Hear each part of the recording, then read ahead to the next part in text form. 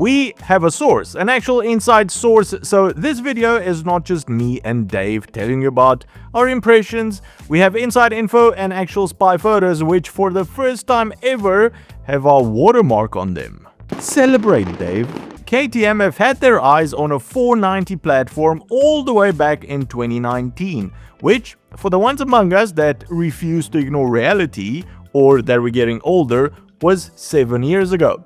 This was the plan of their then CEO, Stefan Pierer, plans which were never brought to fruition because KTM concentrated a lot more on actually making bad management decisions and going bankrupt than making a nice 490cc adventure bike. Fast forward to 2026 and KTM's new overlords, Bajaj Auto, part of the huge Bajaj group, which by this time already had a working relationship with KTM for the past 18 years, and by working relationship, I mean that even back in 2007, Bajaj owned almost 15% of KTM.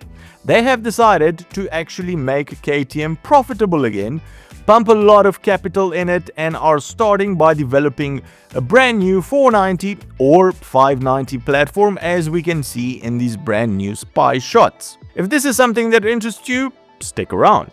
This episode is brought to you by the Chigi AIO 6 Max. Stick around until the end of the episode to find out more. The spy images that we can see are obviously not of an adventure version of the 490 or 590 platform, but a naked, more street-oriented one.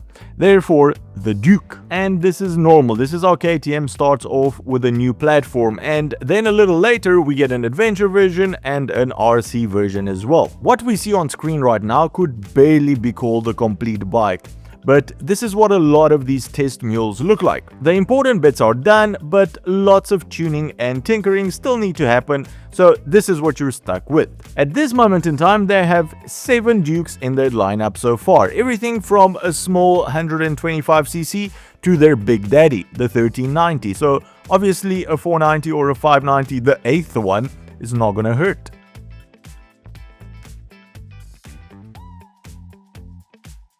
Taking a look at the new bike and concentrating on the engine, we can see that this is definitely a lot larger than the 390, but smaller than the 790. So it slots in nicely in between the two. There are 2 pipes going into the exhaust collector, which obviously means that we have a twin engine, more precisely a parallel twin. An engine for a bigger bike, and while everyone has gone ahead and called this platform the 490, which it might as well be, KTM still has a 590 and a 690 which they're not using at the moment. I highly doubt this will be a 690 since that will be too close to the 790 which they currently sell, so most likely a 490 or a 590. A 270-degree crank as well, because why not? The Tenere sounds absolutely wonderful and Bajaj wants to sell bikes, so that should be a no-brainer. If the 390 Adventure puts down around 43 horsepower and the 790 goes all the way up to 94 horsepower, this new platform will obviously be somewhere in the middle, most probably high 50s to low 60s or even 70 horsepower if KTM decides to go with a 590 size, which I personally think they are. So, if the 390 was a bit of a lazy slouch with its single-cylinder engine and the 790 or 890 are too large and, let's be honest here, too expensive as well, then the new 590 should really hit the right spot for most of us, especially considering that both BMW and Kawasaki, for examples, have brand new bikes in this 500cc category. This is already a sweet spot of engine displacement, which is already loved by adventure riders that don't really want a large, expensive and complicated bike, but also need a bit more power for their adventures than was previously available on the smaller bikes.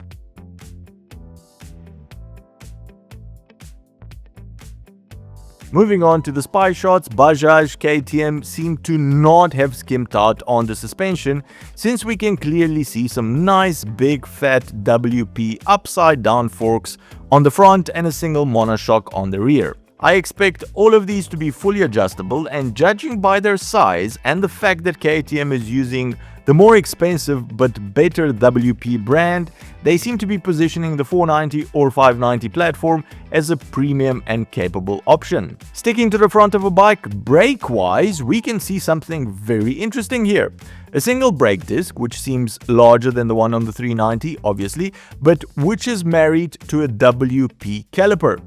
KTM announced earlier this year that their own WP suspension brand will also now be making premium WP calipers, which as of now are only available on the 2026 390 Duke.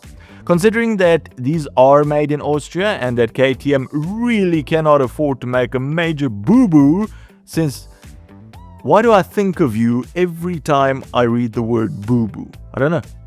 It's instinctual, Dave, I don't know. Since reputation is everything when it comes to brakes, I expect them to have great performance even though there is only one disc. This would suggest a smaller, lighter bike, so maybe the 490.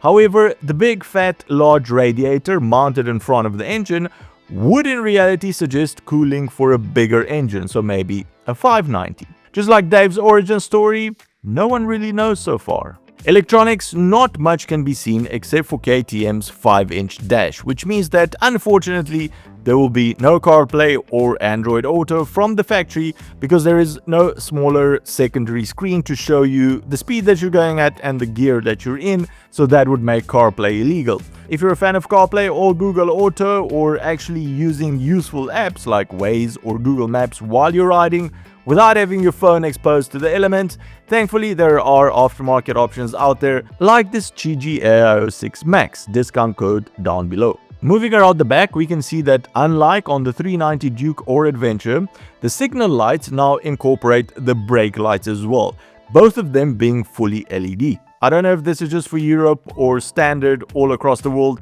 It might be an European thing that signal and brake lights on a bike need to be LED, because you cannot actually configure a bike with halogen bulbs anymore, at least in Europe, but I have seen some non-LED in the States.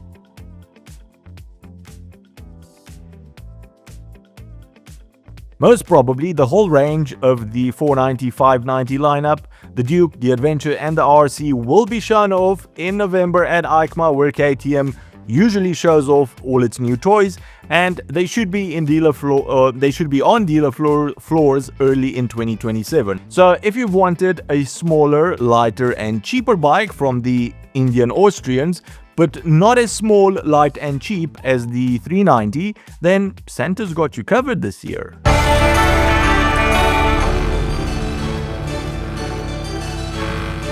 Let us know down below what would your top 3, 1 to 3 wish list look like for a 490 Adventure, for example. Less weight, that would probably be everybody's number one, but less weight would mean more price, and I don't think KTM is going for selling less of these bikes at a higher price at this moment.